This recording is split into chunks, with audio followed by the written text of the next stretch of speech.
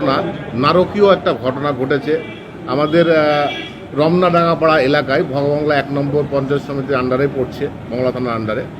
এবং সেখানে যে ঘটনাটা ঘটেছে সেই ঘটনার সঙ্গে আমাদের ভগবাংলা 1 নম্বর পঞ্চায়েত সমিতির যিনি কৃষি কর্মাধ্যক্ষ বর্তমানে ছিলেন গোলাম শেখ, এবং উনি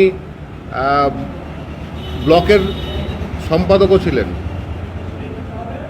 ওই ঘটনাতে ওনার একটা নাম জড়িয়ে যায় যে উনি এই ঘটনার সঙ্গে যুক্ত ছিলেন, যে ন্যাক্কারজনক যে ঘটনাটা ঘটেছে সেই ঘটনাটার সঙ্গে উনি যুক্ত ছিলেন স্বয়ং।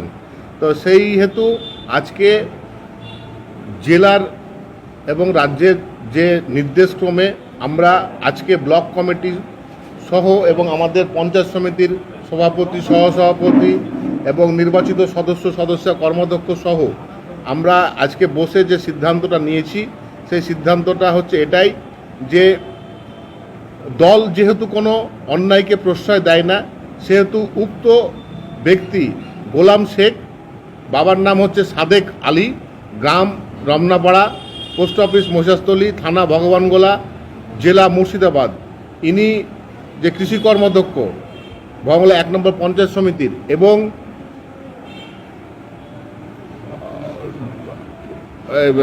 ব্লক কমিটির সম্পাদক। দল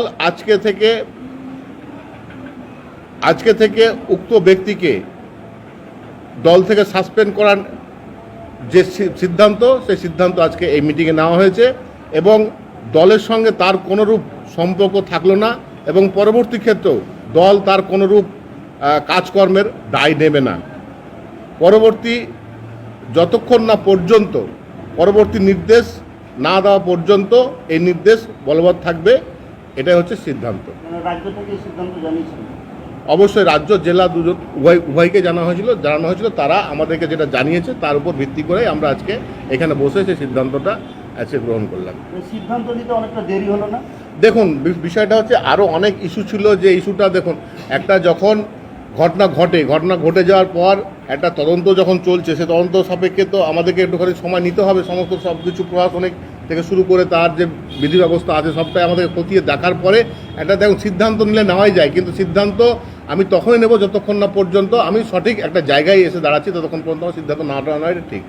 সিদ্ধান্ত নিয়েছি, সঠিক সিদ্ধান্ত, সেটা দেরিতে হলেও সেটা ঠিক।